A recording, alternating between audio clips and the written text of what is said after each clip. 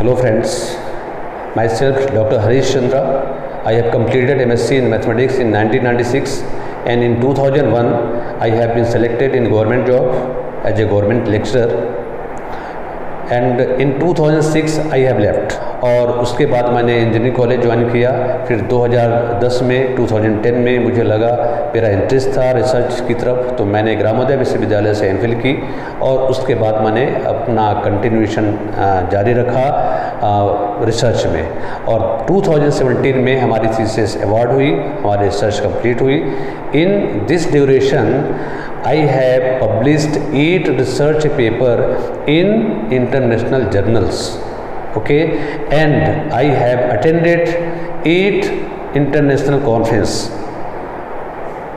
तो ये हमारी लाइफ का एक बहुत ही बड़ा पार्ट था और शुरू से टीचिंग मेरा पैशन था, टीचिंग मेरा शौक़ था और इसी ड्यूरेशन में 2005 से मैंने अपनी ऑफलाइन एकेडमी में चला रहा हूँ, जहाँ से कई बच्चे अब तक IIT JEE में सेलेक्ट हुए हैं और कई बच्चे अच्छे अच्छे इंजीनियरिंग कॉलेज में सेलेक्ट हुए हैं, ठीक। और 2017 में मैंने फ्रेंचाइजी ली कौटिल्य एकेडमी सतना ब्रांच के लिए और मैं सतना ब्रांच का डायरेक्टर था 2017 से लेके 2020 तक। जस्ट अभी 4 महीने पहले मैंने उसे क्विट किया है क्योंकि इस एकेडमी में हम ध्यान नहीं दे पा रहे थे।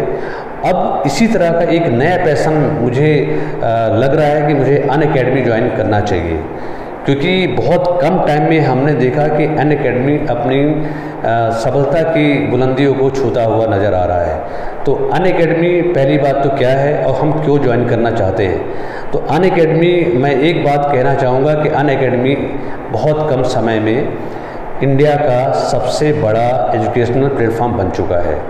इस प्लेटफॉर्म में बेहतरीन से बेहतरीन एजुकेटर्स देश के कोने कोने पर बैठे हुए बच्चों को शिक्षा दे रहे हैं।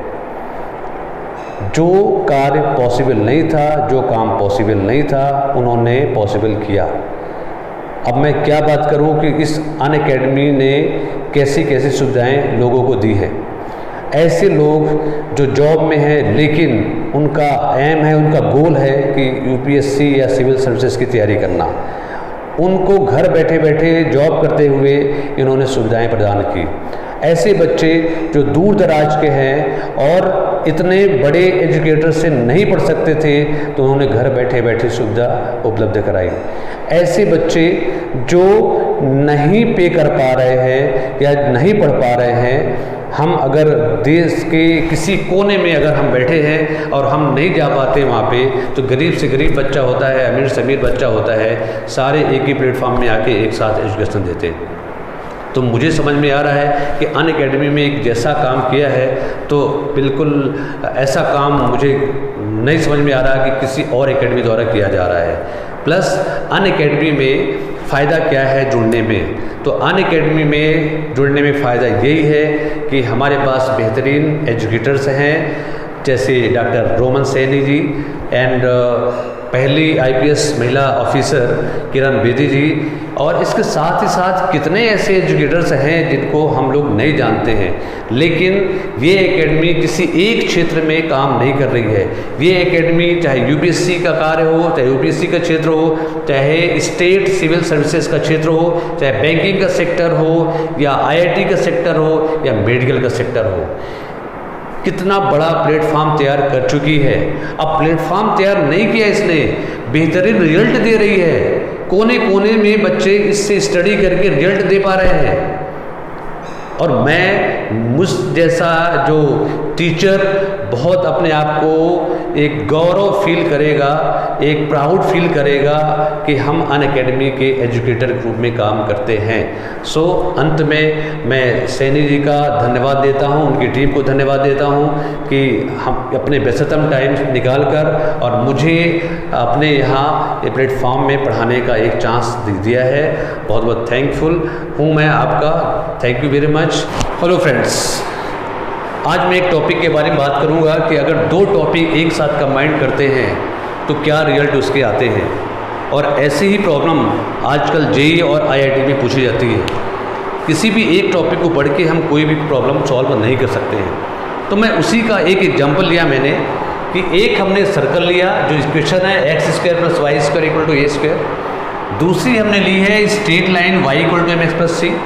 ठीक है, इनकी अगर कंबाइंड इक्वेशन अगर निकालते हैं, दैट मीन्स इनको एक सिस्टम में हम रखते हैं तो क्या इफेक्ट होते हैं इसके। ठीक है, तो जब दोनों को मैं एक सिस्टम में रखूँगा, एक साथ रखूँगा, तो देयर विल बी 3 कंसिक्वेंसेस, इनके 3 रिजल्ट मिलेंगे। पहला कि दोनों एक दूसरे को इंटरसेक्ट करेंगे, या फिर दोनों एक दूसरे को टच कर सकते हैं, या फिर ना तो इंटरसेक्ट करेंगे ना टच करेंगे। ये 3 पॉसिबिलिटी से ज़्यादा पॉसिबिलिटी नहीं हो सकती है। ठीक है, अब इनका हम इक्वेशन में इनका हम कैसे चेक करेंगे कि रियली में टच कर रही हैं या इंटरसेक्ट कर रही हैं या दोनों नहीं कर रही हैं, ना तो टच कर रही है ना इंटरसेक्ट कर रही है। तो बिल्कुल आप उसको ध्यान से समझें। हमने इसकी कंबाइंड इक्वेशन ली, equation of circle x square plus y square equal to a square, equation of straight line y equal to m x plus c. Now the combined equation is y equal to m x plus c. Combined का मतलब है कि हमें single variable में convert करना होता है। ठीक है, तो हमने y की वैल्यू रख दी और ये हमने क्वाड्रेटिक इक्वेशन बना ली। जब क्वाड्रेटिक बना, अब देखिए आप यहाँ पे सर्कल लिया हमने, स्ट्रेट लाइन लिया, देखिए कन्वर्ट हो गई क्वाड्रेटिक में। तो मुझे क्वाड्रेटिक इक्वेशन का भी फंडामेंटल चाहिए। अब वो कौन सा फंडामेंटल है जो यहाँ यूज होने वाला है क्वाड्रेटिक इक्वेशन का। ठीक है, now a equal to 1 plus m square, b equal to 2cm, c equal to c square minus a square. Now अब क्वाड्रेटिक इक्वेशन का अपना अलग फंडा है। Because of maximum power of the variable is 2, there will be 2 roots and 2 conditions. इस roots का क्या मतलब होता है? Roots is the solution of the system. ठीक है, तो हम उसका सोल्यूशन अब यहाँ पे क्या यूज करने वाले हैं वो देखें। तो रूट्स के नेचर को पता करने के लिए हमें स्टडी करना पड़ता है discriminant b square minus 4ac। Okay, अगर रूट्स रियल एंड डिस्टिंक्ट, इसका मतलब है कि 2 अलग अलग सोल्यूशन मिलने वाले हैं, रियल और डिफरेंट। दूसरा, रूट्स रियल आर इक्वल, इसका मतलब 2 रूट्स मिलने वाले हैं बट इक्वल मिलने वाले हैं। ठीक है, तीसरा, roots are imaginary, that means कोई सोल्यूशन नहीं मिलने वाला है। अब कोई सोल्यूशन नहीं मिलने का मतलब यहाँ पे क्या होता है वो देख लेते हैं। तो मैंने निकाला a b c की वैल्यू निकाली और यहाँ पे हम निकाल रहे हैं नेचर ऑफ रूट्स के लिए discriminant b square minus 4ac। तो b square means 2cm whole square minus 4 into 1 plus m square into c square minus a square. Now solve करते हैं, 4c square m square minus 4c square plus 4a square, clear, and minus 4m square c square plus 4m square a square, clear. ये दोनों value cancel out हो गई। ठीक है, इन दोनों में कॉमन, तो minus 4c square plus 4a square into bracket 1 plus m square. ठीक है, this is the value of d, discriminant d equal to 4a square 1 plus m square minus 4c square. ठीक है, अब डी के 3 condition है और यहाँ पे हमने 3 सिचुएशन बताई है आपको।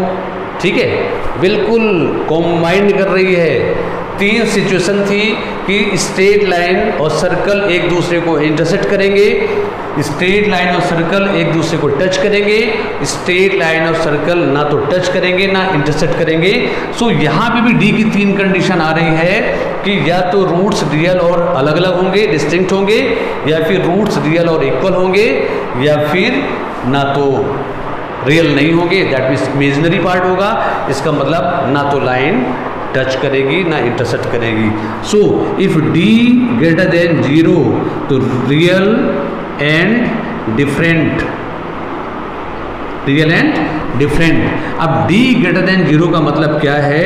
दो a square into 1 plus m square is greater than 4c square, या 4 को डिवाइड कर दिया दोनों तरफ से c स्क्वायर, और c less than root of a dot root of 1 plus m square. So this is the condition that line intersect to the circle और जब सर्कल को लाइन इंटरसेक्ट करेगी तो 2 पॉइंट पे ही करेगी। सो यहाँ पे कॉन्सेप्ट क्या आ रहा है कि रूट्स रियल एंड डिफरेंट, मतलब 2 वैल्यू आपको मिलने वाली है और 2 वैल्यू तभी मिलेगी जब स्ट्रेट लाइन सर्कल को इंटरसेक्ट करेगी। ये क्लियर हुआ। सेकेंड पार्ट आपका है कि if C equal to A into root of 1 plus m square, that means D equal to 0, D equal to 0। इसका मतलब है कि रूट्स रियल आर इक्वल और दोनों इक्वल रूट्स तब मिलेंगे जब एक ही पॉइंट पे लाइन टच करेगी। इसका मतलब है कि अगर रूट इक्वल है तो लाइन सर्कल को टच करेगी। ठीक है। नहीं, थर्ड केस आ रहा है कि थर्ड केस में इफ D लेस देन 0, मतलब रूट्स आपके इमेजिनरी होंगे, मतलब रियल नहीं होगा, और रियल तभी नहीं होगा जब सर्कल और स्ट्रेट लाइन अलग अलग होगी। ठीक है। So C is greater than A root of 1 plus m square. तो इस कंडीशन में लाइन ना तो टच करेगी ना इंटरसेक्ट करेगी। तो आप देखा आपने कि सर्कल स्ट्रेट लाइन हमने 2 टॉपिक लिया, उससे तीसरी कंडीशन जनरेट हुई क्वाड्रेटिक इक्वेशन की, एंड क्वाड्रेटिक इक्वेशन की प्रॉपर्टी हमने यूज की, तब जाके रिजल्ट हमको इसके टच होने का, इंटरसेक्ट होने का, और ना तो टच होने का ना इंटरसेक्ट होने की कंडीशन समझ में आ गई।